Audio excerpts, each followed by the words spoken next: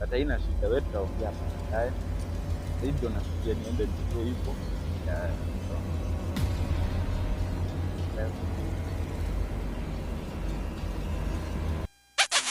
This man, 70 years old man, then Tiagasa.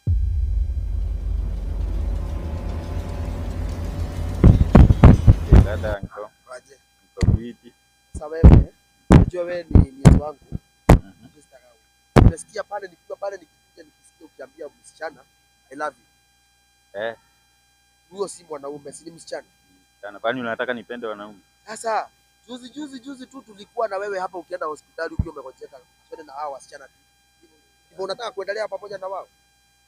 Sasa niko hizo ni gani? Mamako akakuja kunikopa pesa upelekwa hospitali. Wewe ukakopwa? Mimi anko yako. Anko wewe unaniitishaka 10 bomb ya kuvuta sigara. Mimi unajua naweza kukuachia laana wewe.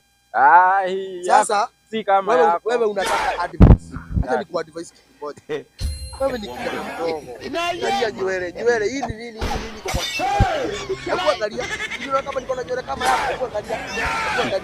Sasa kwa hizi gani? Sasa hii Alikuwa unasema hivi unaendaka na Mama Melia hapa, niambie bwanake. Mama Melia huyu ana hapa kwa hii plot ya kina mimi ukaniona. Si juzi nikitoka kwa Jeni kuanga huko. Acha tumefikishana hapo. Tulia kidogo nikwambie kitu.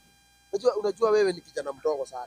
Mimi sitaki kuona ukipotea. Kijana mdogo, juzi si ulikuanga na yule shosho ana pale hivyo. Mwenye anakuanga na haja. Unajua kwa nini? Alikuwa ananiambia ni maajabu. Nitakulani. Yako hiyo. Sasa sikia kidogo. Sikia venye nakuadvise na unisikilize kama aniko yako. Unaniadvise kama nani? Mimi ni aniko yako. Unaniadvise kama nani? Nisikilize kidogo. Mimi ni aniko yako. Si hata mimi ni kuadvise aniko. Juzi nimekuwa na yule mshosho hapa. Sasa umekuwa mpaka mimi mwenyewe unaweza ni advise. Sasa ukisikize. Sasa unajua wewe unaniambia mambo ya wasichana. Kwanza nikipiga picha. Juzi kwanza niliambia yangu na yule Nancy kwanza unamkatianga na ni manzi yangu.